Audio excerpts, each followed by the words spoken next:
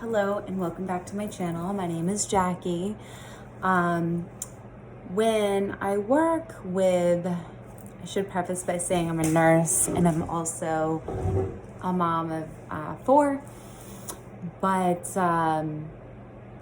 when I took anatomy and physiology at the age of 18 years old, like just one of the prereqs to get into nursing school, one thing we talked about was synapses and word associations. And so, when you work with, people who are memory impaired, it's good to have a few things set in place. Consistency in staff, a routine that is primarily adhered to. It's not always easy to adhere to a routine. Sometimes it can be very difficult. But a way to create a synapse via word association within the brain, apart from consistency, is something that's easy to remember. So for instance, anyone that's following my channel that's in the medical profession that needs to know the lab value or normal lab value for calcium within the body, we think of California in the United States and how they've had many wildfires. And since there are many wildfires, lots of people have called 911. So now, to remember the lab value, you can remember it by 9 to 11 being the normal range. Now, it depends on what lab system you use, because each lab system has different numbers. And so that's just kind of something to consider and to bear in mind. So with that in mind, and with that being said, we've created an easier way to remember. Knowing in nursing, and depending on what hospital you're working at, what facility you're working at, is it a nursing home, is it a rehab, what are the lab values that are being used, and sometimes it's just a mere 8.6 is the minimal lab value, or instead of 9, so 9 to 11. Let's just say that as like a basic. All right, so we've created that easier way to remember that.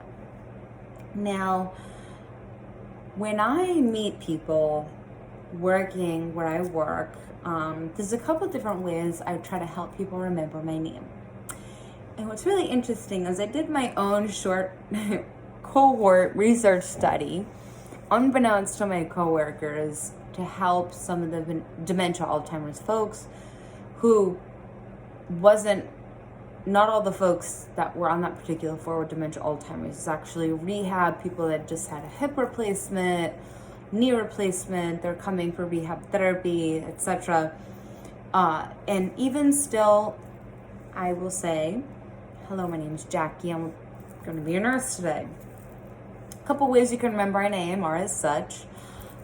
Firstly, my name is Jacqueline King, so you can remember me as Jackie K, like Jacqueline Kennedy Onassis. And I'm not saying it for flattery purposes, but many people say, oh, you have such a demeanor that resembles hers, which never met the woman, can't say verbatim, was she on television upholding this certain demeanor, whatever.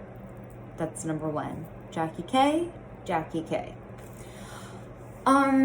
Number two, I can be a little bit wacky.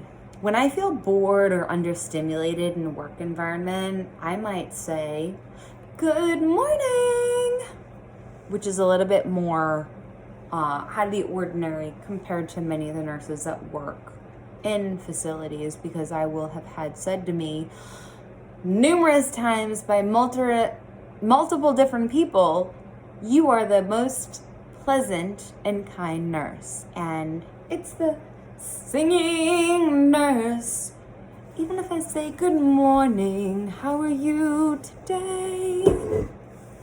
Many patients, I would say probably about 80%, have said that they really love that I sing to them. The other percentage would be those who cannot necessarily advocate or articulate for themselves, But I recently have had this calling and desire to go into music and art therapy. When I've studied and I've gone to the continuing education courses on music and art therapy, it solidifies that when I do these different things, I'm opening up different parts of the brain. My care plan book, from nursing school, I don't actually really refer to it so much now because of the years that I have behind my belt. But we know that the right-sided part of the brain, when stimulated by music, if someone's in physical pain and they hear music or just even physical touch or massage or effleurage, it can decrease pain in a non-pharmacological way. So if we can use art therapy, if we can use music therapy apart from pharmacological therapy, because as the nurse, we're not a provider, unless you're a nurse practitioner, which is different than a nurse, like RN, BSN, or even LPN. So we can't just say, let's put this person on morphine or oxycodone. We can advocate, but within our scope of practice, we can put on classical music if that's okay with the patient, which will open up the right side of their brain and therefore decrease pain levels.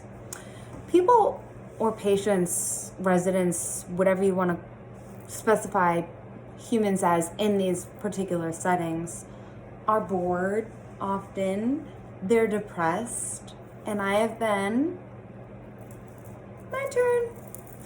in a setting where I was a patient, and haven't we all? And how many times have we felt bored? How many times have we felt like that we've barely seen the nurse, that we've barely had our needs met? So when I come into a room and I introduce myself, hello, my name's Jackie, I'm gonna be your nurse today. Now that we don't have masks, I can smile.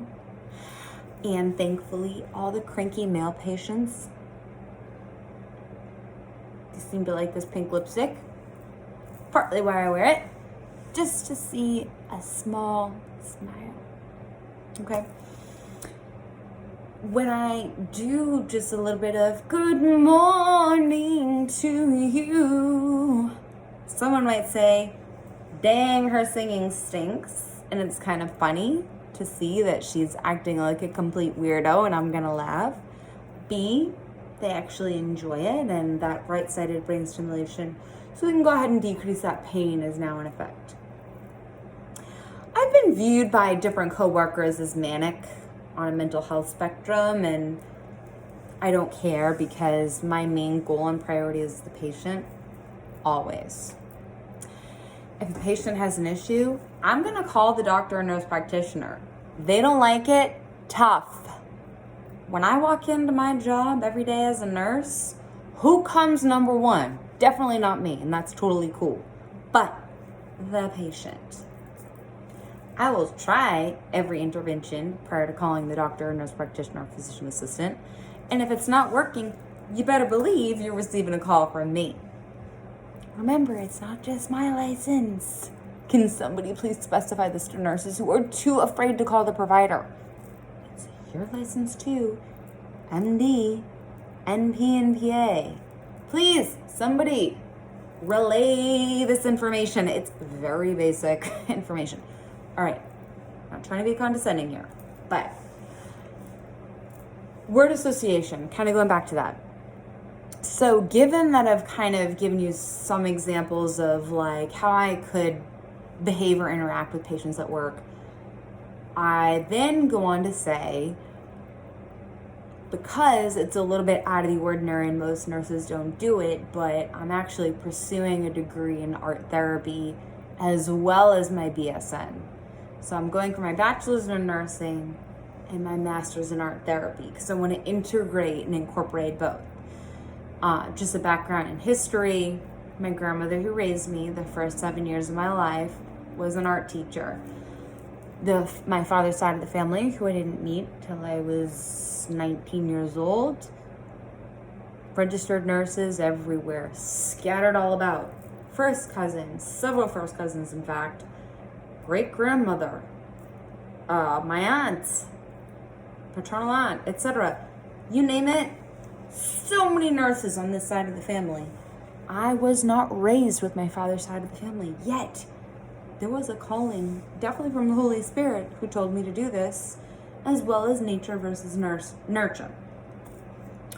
So, I have that behind me on my father's side. Basically ingrained within my DNA. Plus, I do believe in God and Jesus, and I feel like this was a calling for me, and I love it. So I like to incorporate art, and I like to incorporate science.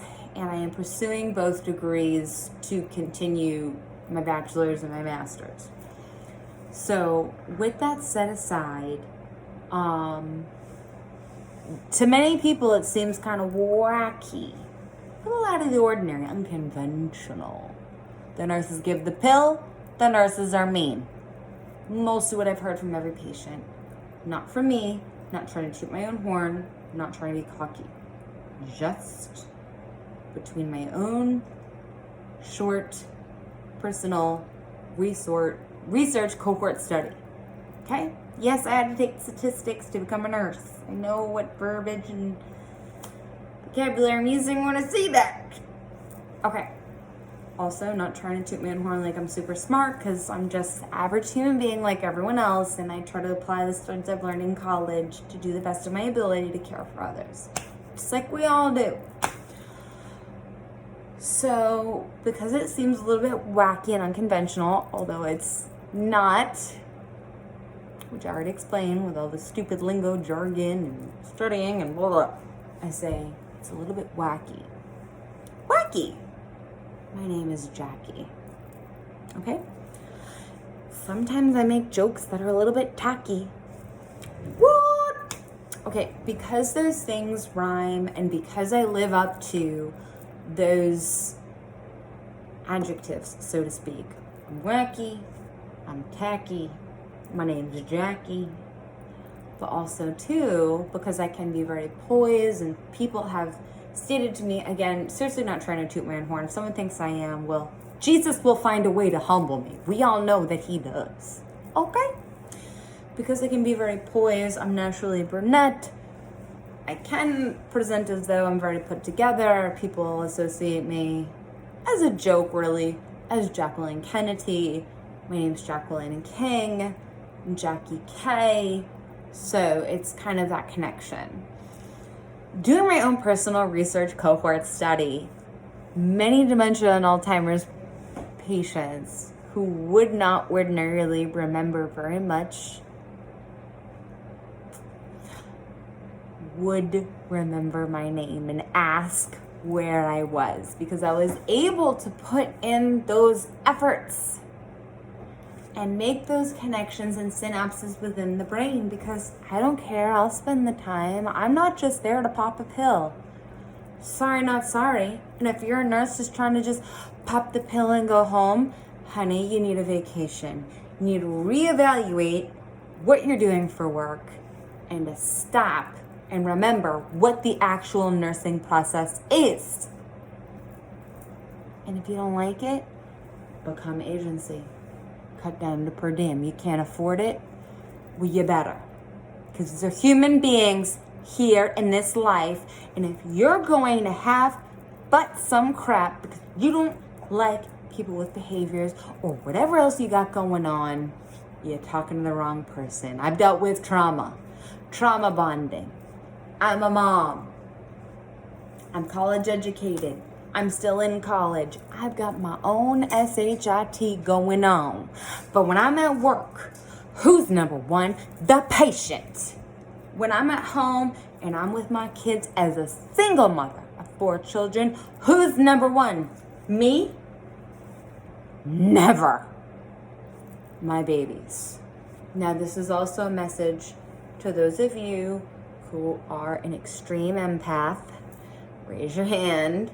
An extreme person who can never seem to put themselves first, raise your hand. It's time to put you first, and there are healthy ways of doing so.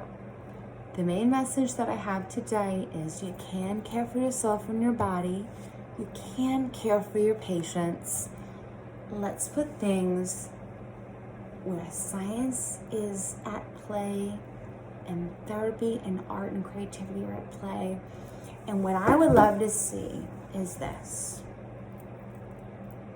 with science and art and therapy. Okay? More videos to come, backed up with more research, data, and scientific references. For those of you who think I'm just some weird ass, excuse me Jesus, excuse me children, weird philosophy. But I'll tell you one thing, and I've had many people say this to me, you're my favorite nurse. You're who I want to have as a nurse. Because when it comes down to science and labs and making sure you're okay, I'm there. I am paying attention to every single detail. But if you're sad and depressed and you're having a bad day, I will try to cheer you up in a professional way, in a way that involves enveloping all of the nursing care, all of the nursing aspects. And I just want to say, this video is quite long, but here's a very small yoga move. It's called a sun salutation. We're going to do a deep breath in.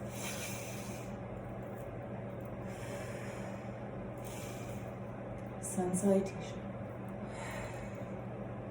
It takes seconds. And it can do a number on your physical, spiritual, and emotional body. Be there for people who can't be there for themselves. And if you can't be there for them, reevaluate yourself as a healthcare professional, as a nurse.